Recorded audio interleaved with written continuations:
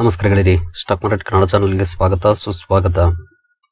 ಗೆಳೆಯರಿ, ವಿಡಿಯೋದಲ್ಲಿ ಇವತ್ತಿನ ನಮ್ಮ ಮಾರ್ಕೆಟ್ ಪರ್ಫಾರ್ಮೆನ್ಸ್ ಜೊತೆಗೆ ಹಲವಾರು ಇಂಡಿವಿಜುವಲ್ ಸ್ಟಾಕ್ಗಳಿಗೆ ಸಂಬಂಧಪಟ್ಟಂತ ಅಪ್ಡೇಟ್ಗಳನ್ನು ತಿಳ್ಕೊಳ್ಳುವಂತ ಪ್ರಯತ್ನವನ್ನು ಮಾಡೋಣ.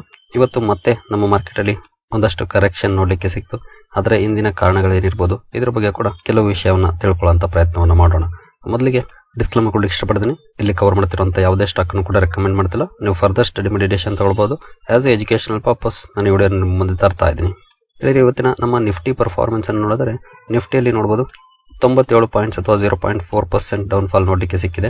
ಗ್ಯಾಪ್ ಡೌನ್ ಅಲ್ಲಿ ಓಪನ್ ಆಯ್ತು, ಅನಂತರ ಒಳ್ಳೆ ರಿಕವರಿ ನೋಡ್ಲಿಕ್ಕೆ ಸಿಕ್ತು. ನೋಡಬಹುದು ಅಪ್ ಟು 702 ವರೆಗೂ ಕೂಡ ಮಾರ್ಕೆಟ್ ಅಪ್ ಆಯ್ತು, ಆನಂತರ ಡೌನ್ ಆಯ್ತು, ಮತ್ತೆ ಒಂದಷ್ಟು ಬೌನ್ಸ್ ಬ್ಯಾಕ್ ಮಾಡ್ತು, ಮತ್ತೆ ಇಲ್ಲಿಂದ ಡೌನ್ ಫಾಲ್ ಕಂಟಿನ್ಯೂ ಆಯ್ತು ಅಂತ ಹೇಳ್ಬೋದು. ಓವರ್ ಆಲ್ 97 ಪಾಯಿಂಟ್ಸ್ ಅಥವಾ 0.4% ಡೌನ್ ಅಲ್ಲಿ ಕ್ಲೋಸಿಂಗ್ ಅನ್ನ ಕೊಟ್ಟಿದೆ. ಇನ್ನು ಸೆನ್ಸೆಕ್ಸ್ ಕಡೆ ಬಂದ್ರೆ ಇಲ್ಲೂ ಕೂಡ ನೋಡಬಹುದು 368 ಪಾಯಿಂಟ್ಸ್ ಅಥವಾ 0.46% ಡೌನ್ ಫಾಲ್ ಇದೆ. ಎರಡು ಕಡೆ ಡಿಸೆಂಟ್ ಕರೆಕ್ಷನ್ ಇವತ್ತು ನಮ್ಮ ಮಾರ್ಕೆಟ್ ಅಲ್ಲಿ ನೋಡ್ಲಿಕ್ಕೆ ಸಿಕ್ಕಿದೆ. ಇನ್ನು ಬ್ರಾಡ್ ಮಾರ್ಕೆಟ್ ಇಂಡೈಸಸ್ ಯಾವ ರೀತಿ ಪರ್ಫಾರ್ಮ್ ಮಾಡಿದ್ವು ಅಂತ ನೋಡಿದರೆ ನಿಫ್ಟಿ ನೆಕ್ಸ್ಟ್ 15 ನಲ್ಲಿ ನೋಡಬಹುದು ಫ್ಲಾಟ್ ಪರ್ಫಾರ್ಮೆನ್ಸ್ ಇದೆ ಅಥವಾ 0.09% ಡೌನ್ ಇದೆ. ನಿಫ್ಟಿ 100 ಅಲ್ಲಿ 0.34% ಡೌನ್ ಇದೆ. ನಿಫ್ಟಿ 200 0.33% ಡೌನ್ ಇದೆ. ಹಾಗೆ ನಿಫ್ಟಿ 500 0.29% ಡೌನ್ ಇದೆ. ಅಂದ್ರೆ ನಿಫ್ಟಿ 50 ಇಂದ ನಿಫ್ಟಿ 500 ವರೆಗೂ 0.1 ಇಂದ 0.4% ವರೆಗೂ ಕೂಡ ಡೌನ್ ಫಾಲ್ ನೋಡ್ಲಿಕ್ಕೆ ಸಿಕ್ಕಿದೆ ಇವತ್ತು. ಇನ್ನು ಮಿಡ್ ಕ್ಯಾಪ್ ಕಡೆ ಬಂದ್ರೆ ಮಿಡ್ ಕ್ಯಾಪ್ 15 ನಲ್ಲಿ 0.42% ಡೌನ್ ಇದೆ. ಮಿಡ್ ಕ್ಯಾಪ್ 100 0.27% ಡೌನ್ ಇದೆ. ಮಿಡ್ ಕ್ಯಾಪ್ 150 0.23% ಡೌನ್ ಇದೆ. ಇಲ್ಲೂ ಕೂಡ 0.2 ಇಂದ 0.4% ವರೆಗೂ ಡೌನ್ ಫಾಲ್ ಇದೆ.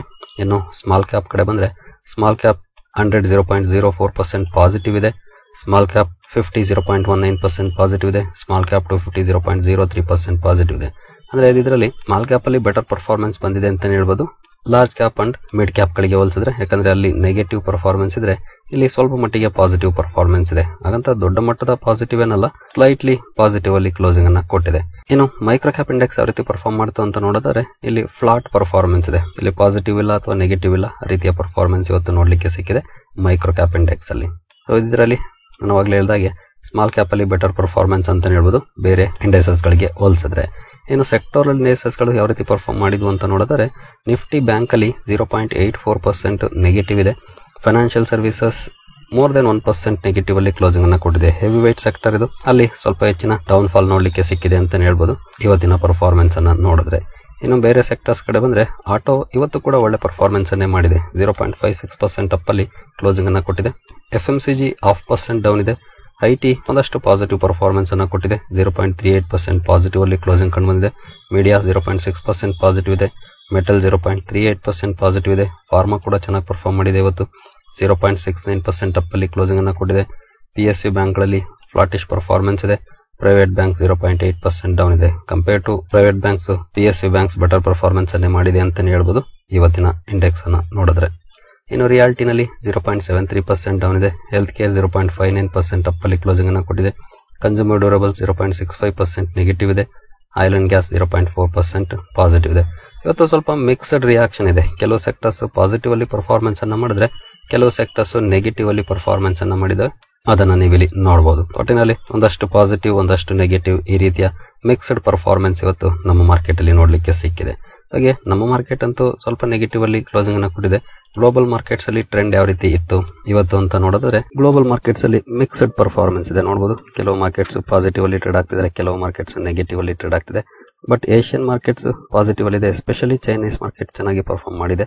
ಅದಕ್ಕೆ ಒಂದು ಕಾರಣ ಕೂಡ ಇದೆ, ಅದನ್ನು ಕೂಡ ನಾನು ಕವರ್ ಮಾಡ್ತೀನಿ. ಓವರ್ ಆಲ್ ಯುರೋಪಿಯನ್ ಮಾರ್ಕೆಟ್ಸ್ ಅಲ್ಲಿ ಮಿಕ್ಸ್ಡ್ ಪರ್ಫಾರ್ಮೆನ್ಸ್ ನೋಡ್ಲಿಕ್ಕೆ ಕಾಣ್ತಾ ಇದೆ, ನೀವಿಲ್ಲಿ ನೋಡಬಹುದು. ಇನ್ನು ಇವತ್ತು ನಮ್ಮ ಮಾರ್ಕೆಟ್ ಅಂಡರ್ ಪರ್ಫಾರ್ಮೆನ್ಸ್ ಮಾಡ್ಲಿಕ್ಕೆ ಏನಾದ್ರೂ ಕಾರಣ ಇದೆಯಾ ಅಂತ ನೋಡೋದಾದ್ರೆ ಎಸ್ಪೆಷಲಿ ಒಂದು ಅಪ್ಡೇಟ್ ಬಂತು. ಡೊನಾಲ್ಡ್ ಟ್ರಂಪ್ ಅವರು ಕೊಟ್ಟಂತ ಅಪ್ಡೇಟ್, ಚೈನಾದ ಮೇಲೆ ಟ್ಯಾರಿಫ್ ಏನಿತ್ತು ಅದನ್ನ 90 ಡೇಸ್ ಮತ್ತೆ ಪಾಸ್ ಮಾಡಿದ್ದಾರೆ. 125% ಟ್ಯಾರಿಫ್ ಅನ್ನ ಹಿಂದೆ ಹಾಕಿದ್ರು, ನಂತರ 90 ಡೇಸ್ ಪಾಸ್ ಆಯ್ತು, ಮತ್ತೆ ಈಗ ಅಗೇನ್ 90 ದಿನ ಅದಕ್ಕೆ ಪಾಸ್ ಮಾಡಿದ್ದಾರೆ. ಇದನ್ನ ಸ್ವತಃ ಅವರ ಟ್ರೂತ್ ಸೋಷಿಯಲ್ ಮೀಡಿಯಾ ಪ್ಲಾಟ್ಫಾರ್ಮ್ ಅಲ್ಲಿ ಹಂಚ್ಕೊಂಡಿದ್ದಾರೆ. ಇದು ಚೈನೀಸ್ ಮಾರ್ಕೆಟ್ ಒಳ್ಳೆ ಪರ್ಫಾರ್ಮೆನ್ಸ್ ಮಾಡ್ಲಿಕ್ಕೂ ಕೂಡ ಕಾರಣ ಆಗಿದೆ.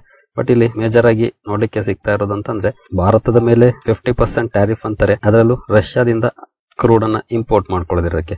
ಆದ್ರೆ ಭಾರತಕ್ಕಿಂತ ಜಾಸ್ತಿ ಇಂಪೋರ್ಟ್ ಮಾಡ್ಕೊಳ್ತಿರೋದು ಚೈನಾ. ಇಲ್ಲಿ ಇವರ 50% ಟ್ಯಾರಿಫ್ ಮೂವ್ ಏನಿದೆ ಇಂಡಿಯಾದ ಮೇಲೆ, ಅದರಲ್ಲಿ ಬರೀ ಕ್ರೂಡ್ ಇಂಪೋರ್ಟ್ ಮಾಡ್ಕೊಳ್ತಿರೋದು ಅಷ್ಟೇ ಅಂತ ಕಾಣ್ತಾ ಇಲ್ಲ, ಮೇಲ್ನೋಟಕ್ಕೆ ಬೇರೆ ಕಾರಣಗಳು ಕೂಡ ನಮಗೆ ಕಾಣ್ತಿದ್ದಾವೆ ಅಂತ ಹೇಳ್ಬೋದು. ಆ ರೀತಿಯ ಮೂವ್ ಎಸ್ಪೆಷಲಿ ಈಗ ಟ್ರಂಪ್ ಅವರ ಕಡೆಯಿಂದ ಬಂದಿದೆ. ಇದು ಸ್ವಲ್ಪ ಡಿಸಪಾಯಿಂಟ್ಮೆಂಟ್ ಅನ್ನ ಮಾಡಿದೆ ಅಂತಾನೆ ಹೇಳ್ಬೋದು. ಚೈನಾದ ಮೇಲೆ ಇಲ್ಲದೆ ಇರುವಂತ ಪ್ರೆಷರ್ ಭಾರತದ ಮೇಲೆ ಯಾಕೆ ಅಂತ, ಬಹುಶಃ ಭಾರತ ಅವ್ರ ಮಾತು ಕೇಳ್ತಿಲ್ಲ ಅಂತ ಈ ರೀತಿಯ ಹೂಗಳನ್ನ ಮಾಡ್ತಾ ಇರಬಹುದು. ನೋಡೋಣ, ಇದಕ್ಕೂ ಒಂದು ಅಂತ್ಯ ಇದ್ದೇ ಇರುತ್ತೆ. ಒಟ್ಟಿನಲ್ಲಿ ಚೈನಾದ ಮೇಲಿನ ಟ್ಯಾರಿಫ್ ಅನ್ನ 90 ದಿನ ಪಾಸ್ ಮಾಡಿದ್ದಾರೆ. ಅದು ಬಹುಶಃ ಒಂದಷ್ಟು ಪಾಸಿಟಿವ್ ಇಂಪ್ಯಾಕ್ಟ್ ಅನ್ನ ಚೈನಾದ ಮಾರ್ಕೆಟ್ ಮೇಲೆ ಮಾಡಿದೆ ಅಂತಾನೆ ಹೇಳ್ಬೋದು. ಇನ್ನು ಬೇರೆ ಸುದ್ದಿಗಳ ಕಡೆ ನಾವು ಬರೋದಾದ್ರೆ, ಇವತ್ತು ಹೈವೇ ಇನ್ಫ್ರಾಸ್ಟ್ರಕ್ಚರ್ IPOದ ಲಿಸ್ಟಿಂಗ್ ಇತ್ತು. BSE NSE ಎರಡು ಕಡೆ ಇವತ್ತು ಲಿಸ್ಟಿಂಗ್ ಆಗಿದೆ. ನೋಡಬಹುದು 67% ಪ್ರೀಮಿಯಂಗೆ ಲಿಸ್ಟ್ ಆಗಿದೆ. ಮಾರ್ನಿಂಗ್ ವಿಡಿಯೋದಲ್ಲಿ ನಾವು ಗ್ರೇ ಮಾರ್ಕೆಟ್ ಪ್ರೀಮಿಯಂ ಅನ್ನ ನೋಡಿದ್ವಿ, ಒಳ್ಳೆ ಪ್ರೀಮಿಯಂ ಇತ್ತು. ಅದೇ ರೀತಿ ತುಂಬಾ ಚೆನ್ನಾಗಿ ಲಿಸ್ಟ್ ಆಗಿದೆ. 67% ಪ್ರೀಮಿಯಂಗೆ ಶೇರ್ ಲಿಸ್ಟ್ ಆಗಿದೆ. ಒಳ್ಳೆ ಲಾಭವನ್ನ IPO ಅಲಾಟ್ ಆದವರಿಗೆ ಕೊಟ್ಟಿದೆ ಅಂತಾನೆ ಹೇಳ್ಬೋದು ಇವತ್ತು ಹೈವೇ ಇನ್ಫ್ರಾಸ್ಟ್ರಕ್ಚರ್ ಕಂಪನಿ. ಇನ್ನು ಬೇರೆ ಸುದ್ದಿಗಳ ಕಡೆ ಬಂದ್ರೆ, ಗೈಲ್ ಇಂಡಿಯಾ ಇವತ್ತು ಫೋಕಸ್ ಅಲ್ಲಿತ್ತು. ಕಾರಣ ಕಂಪನಿ ಲೀಫ್ನಿಟಿ ಬಯೋ ಎನರ್ಜಿ ಕಂಪನಿಯಲ್ಲಿ 50% ಸ್ಟೇಕ್ ಅನ್ನ ಅಕ್ವಿಸಿಷನ್ ಮಾಡುವಂತ ಅನೌನ್ಸ್ಮೆಂಟ್ ಅನ್ನ ಮಾಡಿತ್ತು. ಈ ಸುದ್ದಿಯ ಕಾರಣಕ್ಕೆ ಸ್ಟಾಕ್ ಫೋಕಸ್ ಅಲ್ಲಿತ್ತು. ಒಳ್ಳೆ ಪರ್ಫಾರ್ಮೆನ್ಸ್ ಕೂಡ ಗೈಲ್ ಇಂಡಿಯಾದಲ್ಲಿ ಇವತ್ತು ನೋಡ್ಲಿಕ್ಕೆ ಸಿಕ್ಕಿದೆ. ಇನ್ನು ಮೆಡಿ ಅಸಿಸ್ಟ್ ಹೆಲ್ತ್ ಕೇರ್ ಕೂಡ ಸುದ್ದಿಲಿತ್ತು. ಬ್ಲಾಕ್ ಡೀಲ್ಸ್ ನ ಕಾರಣಕ್ಕೆ ಸ್ಟಾಕ್ ಸುದ್ದಿಲಿತ್ತು. ತುಂಬಾ ದೊಡ್ಡ ಮಟ್ಟದ ಬ್ಲಾಕ್ ಡೀಲ್ ಕಂಪನಿಯಲ್ಲಿ ಆಗಿದೆ. ನೋಡಬಹುದು 578 ಕೋಟಿ ಮೊತ್ತದ ಷೇರುಗಳು ಇವತ್ತು ಕೈ ಬದಲಾಗಿದ್ದಾವೆ. ಈ ಬ್ಲಾಕ್ ಡೀಲ್ ನ ಕಾರಣಕ್ಕೆ ಸುದ್ದಿಲಿತ್ತು. ಸ್ಟಾಕ್ ಅಲ್ಲಿ ಒಳ್ಳೆ ಪರ್ಫಾರ್ಮೆನ್ಸ್ ಕೂಡ ನೋಡ್ಲಿಕ್ಕೆ ಸಿಕ್ಕಿದೆ ಮೆಡಿ ಅಸಿಸ್ಟ್ ಶೇರ್ ಅಲ್ಲಿ ಇವತ್ತು. ನಂತರ ಗ್ಲಾಂಡ್ ಫಾರ್ಮಾ ಕೂಡ ಸುದ್ದಿಲಿತ್ತು. ಇದ್ರ ಬಗ್ಗೆ ಅಪ್ಡೇಟ್ ಅನ್ನ ನಮ್ಮ ವಾಟ್ಸ್ಆಪ್ ಚಾನಲ್ ಅಲ್ಲೂ ಕೂಡ ಕೊಟ್ಟಿದ್ದೆ. ಕಂಪನಿಗೆ USFDA ಇಂದ ಅಪ್ರೂವಲ್ ಸಿಕ್ಕಿದೆ. ಸುಮಾರು $122 ಮಿಲಿಯನ್ ಸೇಲ್ಸ್ ಅನ್ನು ಹೊಂದಿರುವಂತಹ ಪ್ರಾಡಕ್ಟ್ ಗೆ USFDA ಇಂದ ಅಪ್ರೂವಲ್ ಸಿಕ್ಕಿದೆ. ಈ ಸುದ್ದಿಯ ಕಾರಣಕ್ಕೆ ಸ್ಟಾಕ್ ಫೋಕಸ್ ಅಲ್ಲಿತ್ತು. ಬಟ್ ಸ್ಟಾಕ್ ಅಲ್ಲಿ ನಂತರ ರಿಯಾಕ್ಷನ್ ಬರಲಿಲ್ಲ. ಫ್ಲಾಟಿಶ್ ಕ್ಲೋಸಿಂಗ್ ಗ್ಲಾಂಡ್ ಫಾರ್ಮಾದಲ್ಲಿ ಇವತ್ತು ನೋಡ್ಲಿಕ್ಕೆ ಸಿಕ್ಕಿದೆ. ಈ ಸುದ್ದಿ ಬಂದ್ರು ಕೂಡ. ನಂತರ ಐನಾಕ್ಸ್ ಗ್ರೀನ್ ಎನರ್ಜಿ ಶೇರ್ಸ್ ಕೂಡ, ಕಾರಣ ಕಂಪನಿಗೆ ನೋಡಬಹುದು 182 ಮೆಗಾವ್ಯಾಟ್ ವಿಂಡ್ ಪವರ್ ಪ್ರಾಜೆಕ್ಟ್ಸ್ ಸಿಕ್ಕಿದೆ. ಈ ಪವರ್ ಪ್ರಾಜೆಕ್ಟ್ಸ್ ನ ಕಾರಣಕ್ಕೆ ಸ್ಟಾಕ್ ಫೋಕಸ್ ಅಲ್ಲಿದ್ದು ಇವತ್ತು. ಈಗಾಗಲೇ ನಾನು ಸಾಕಷ್ಟು ಸಲ ಈ ಸ್ಟಾಕ್ ಬಗ್ಗೆ ಕವರ್ ಮಾಡಿದ್ದೀನಿ. ರೀಸೆಂಟ್ ಆಗಿ ಕೂಡ ವಿಂಡ್ ಎನರ್ಜಿ ಶೇರ್ ಗಳನ್ನ ಕಂಪ್ಯಾರಿಸನ್ ಮಾಡಿ ಕವರ್ ಮಾಡಿದ್ದೆ. ಒಳ್ಳೆ ಪ್ರಾಜೆಕ್ಟ್ ಕಂಪನಿಗೆ ಸಿಕ್ಕಿದೆ ಇವತ್ತು.